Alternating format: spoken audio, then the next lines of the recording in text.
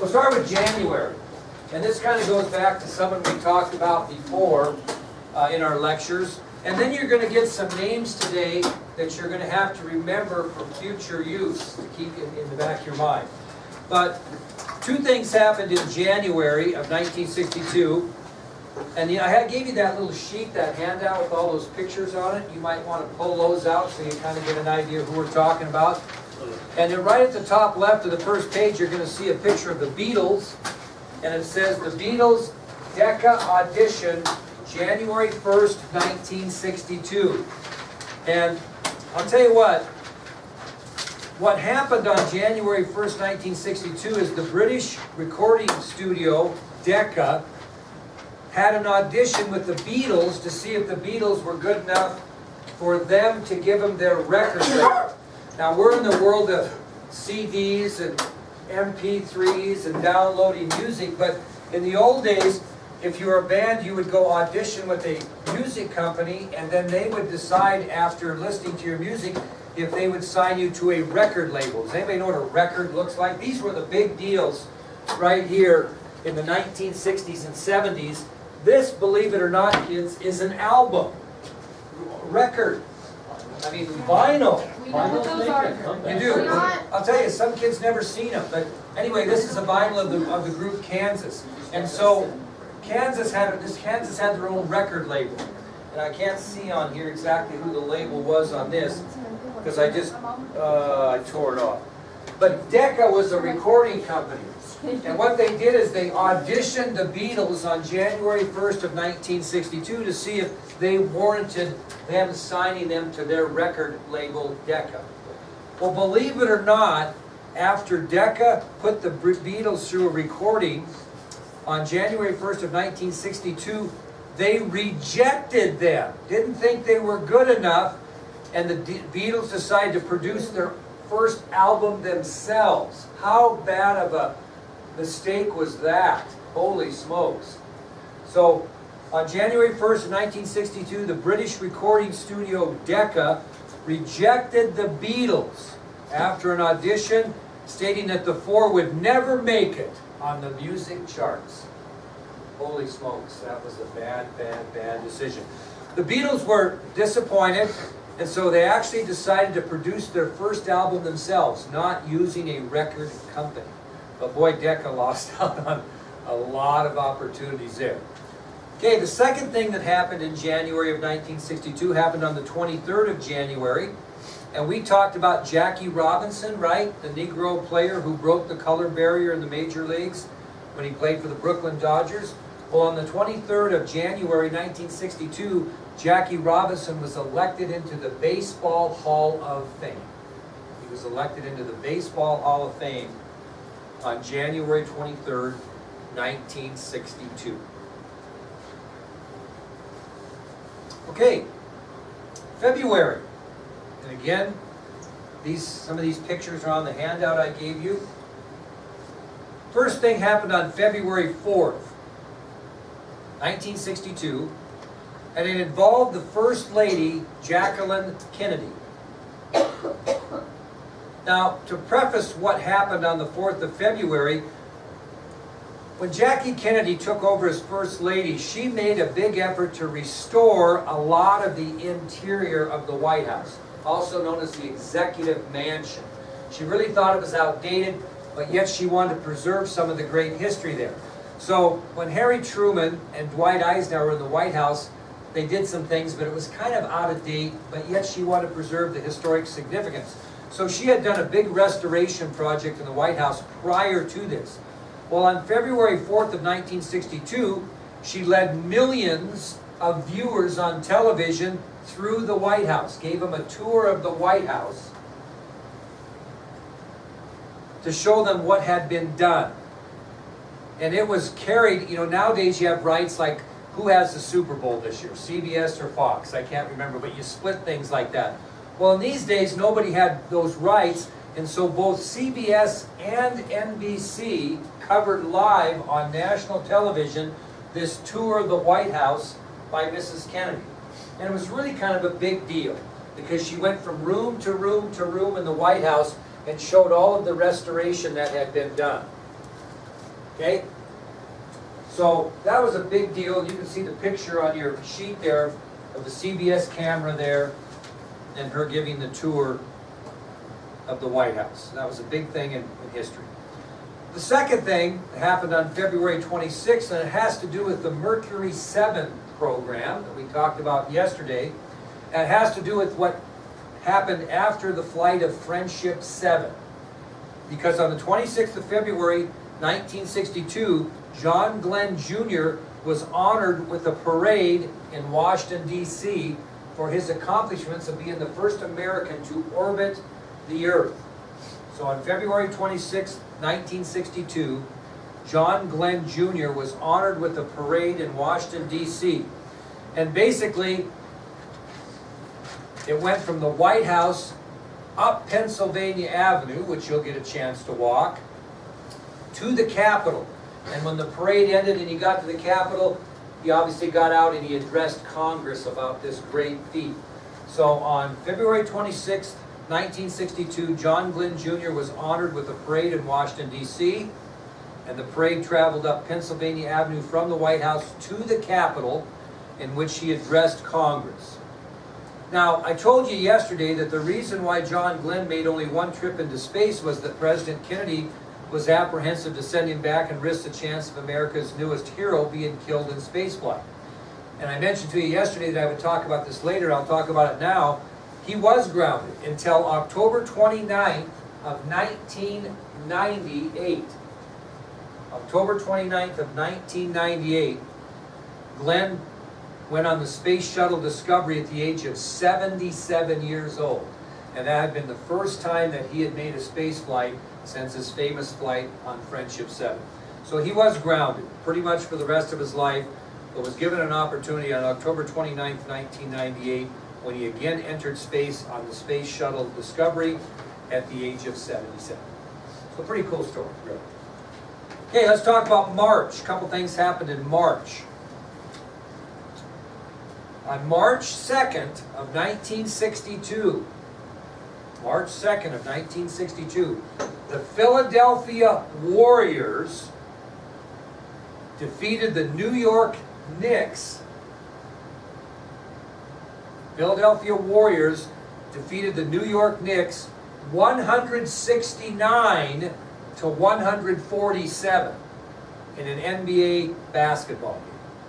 On March 2nd of 1962, the Philadelphia Warriors defeated the New York Knicks 169 to 147. Does anybody know the significance of that? Wilt Chamberlain, the center of the Philadelphia Warriors, scored 100 points in that game. Still an NBA record today. That's a lot of points, and Courtney's right. That's a lot of points. No three-point line in those days. Can you imagine? 169 to 147, and Wilt Chamberlain, the center of the Philadelphia Warriors, scored 100 in that game. That's incredible. That's held forever. People have gotten close. I don't know what the next closest, I think, was 70 points maybe in a game. 81, is that what it was? 81 in a game, but nobody, 100 points. That's just incredible. Okay, March 30th.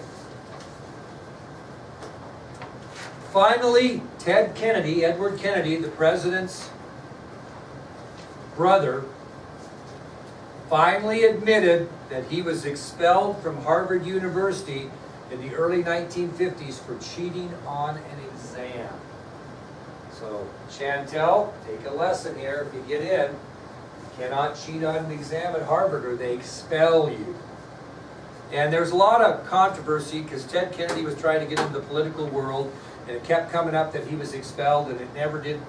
He always kind of denied it. Finally, he decided to come clean on March 30th of 1962 when Edward Kennedy admitted publicly that he was indeed expelled by Harvard University in the early 1950s for cheating on an exam.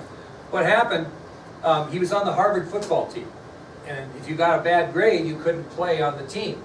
And he was afraid of failing this Spanish exam that he had to take because he thought if he failed it, he'd get kicked off the football team. And so he asked another student to take the exam for him, which the student did.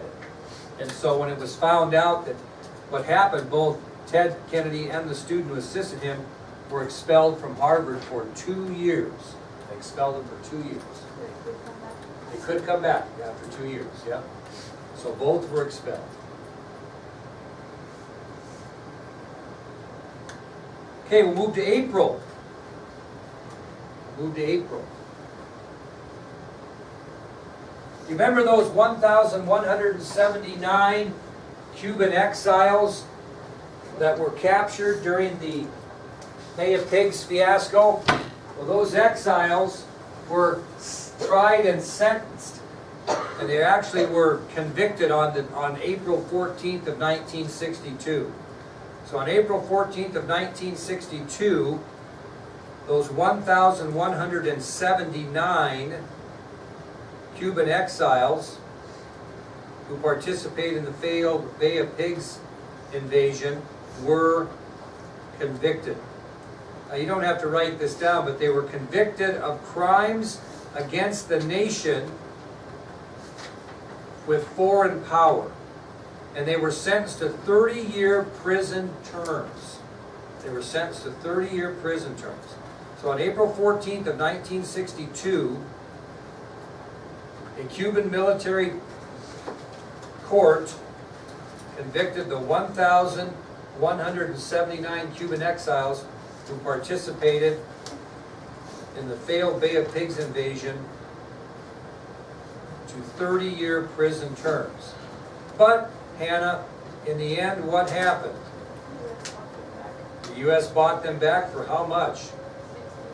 $62 million. Yep, that's exactly right. Okay, $62 million. Looking for something I can't find. We'll go on.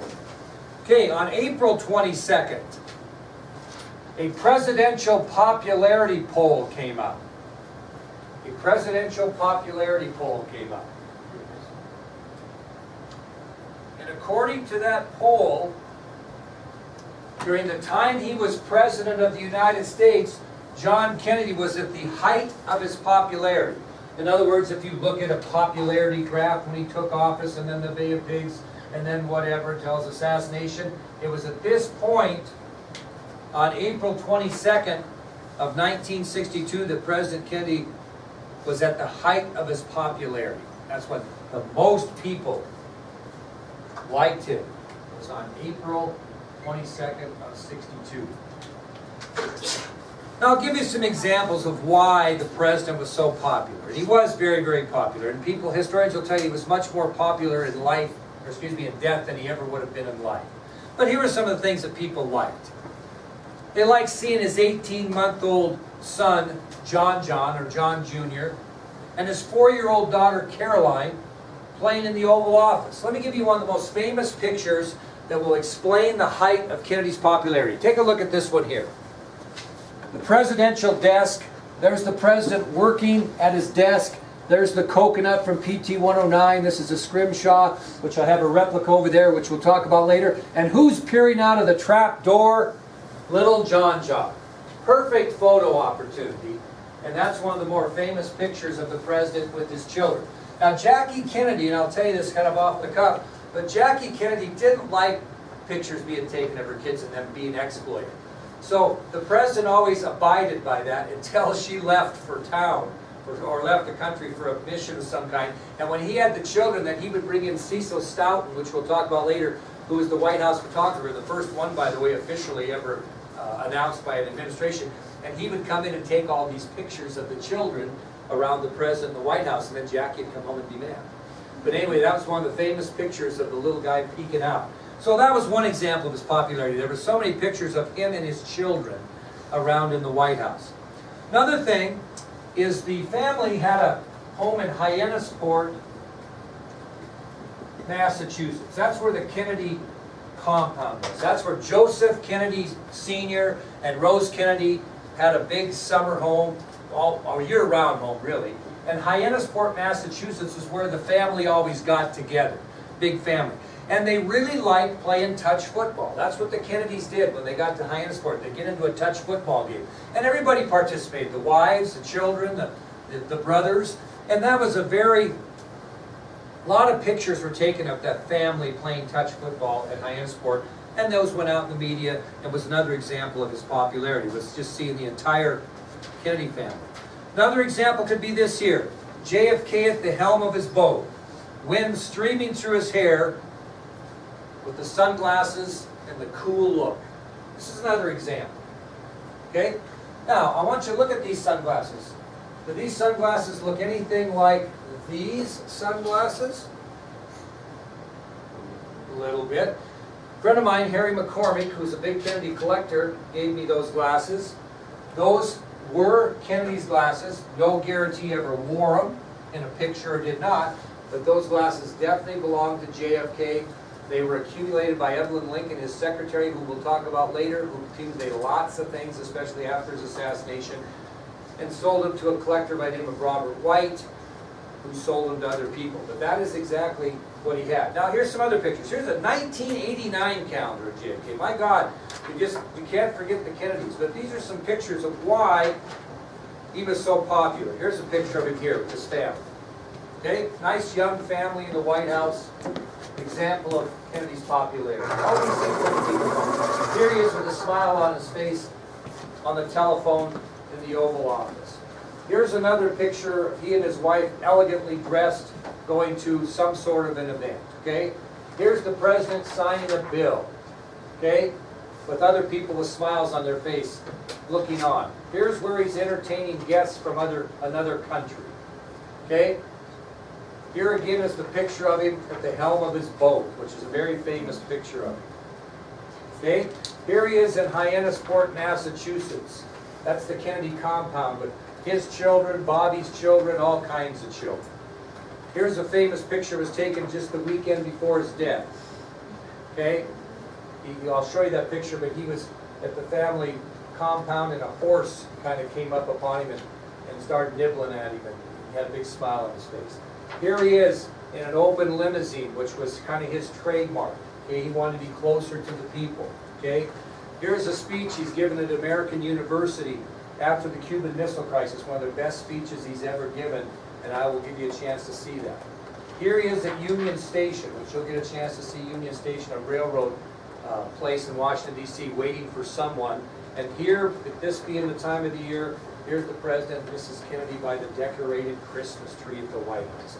So he was very much photographed, which wasn't the case so much with previous administrations, and color pictures especially. And so this really led to his popularity. According to historians, John Kennedy was at the height of his popularity on April 22nd, 1962. Yep? When you get something like those sunglasses, do you get like a certificate ever that kind of... Sometimes you do or sometimes you don't. That's a good question. Anytime you have signatures, there's a couple things you have to look at. If it's JSA certified or PSA certified, which means nothing to you, those are without question certified signatures. A lot of these other signatures, some have PSA, some don't. You have to count on the source, those types of things. You have to be able to go and compare. I think if you looked at any of those signatures and compared them, I actually have a book in my office that shows you how people sign things. But you got to be careful of auto pins. You got to be careful of those types of things. If you see a signature that doesn't have any light and dark in it, maybe that's an auto pin, because when you write, don't you write the same pressure the whole way? There's, some do, some don't, depending. So there's lots of things, but I'm confident that the things I have anyway are legitimate. But you can get hoodwinked a little bit too. You got to be careful. So, but how do you tell? You just got to have some confidence in your person you buy. Okay, May. Boy, this was something. May 19th, 1962. And I'll show this to you when we get into this later. On May 19th, 1962, actress Marilyn Monroe sang Happy Birthday to President Kennedy on his 45th birthday at Madison Square Garden in New York. Holy moly. We'll talk about that when we get into Marilyn Monroe. May 19th, 1962, actress Marilyn Monroe sang Happy Birthday to President Kennedy on his 45th birthday at Madison Square Garden in New York. Guess who set up the whole thing? You want to guess who set up his birthday party? No, Matter of fact, I'll get ahead of myself. Jackie was so mad about this when she found out that Marilyn Monroe was singing, because there were some rumors that the president was having some fun with her, so to speak, that she told the president, either Marilyn Monroe goes to your birthday party or I go to your birthday party. President Kennedy made his choice, and Jacqueline quietly left the room. Oh yeah, oh yeah. Are you serious? And so this whole thing wasn't set up by Jackie. Matter of fact, Jackie was quite put off by the whole thing, because by this time there were some rumors that the president might be seeing Marilyn a little bit too much, which we'll get into all that. The man that set it up, they probably can't see it from over there, was this fellow right here. This is a pencil sketch of Peter Lawford. Who was Peter Lawford? Think about it. Hey Nick, who was Peter Lawford? Now you had to be here for the lecture on the Kennedy family, if you probably, because the other people didn't thank you. Isn't he like one of Kennedy's Well, he was Kennedy's brothers?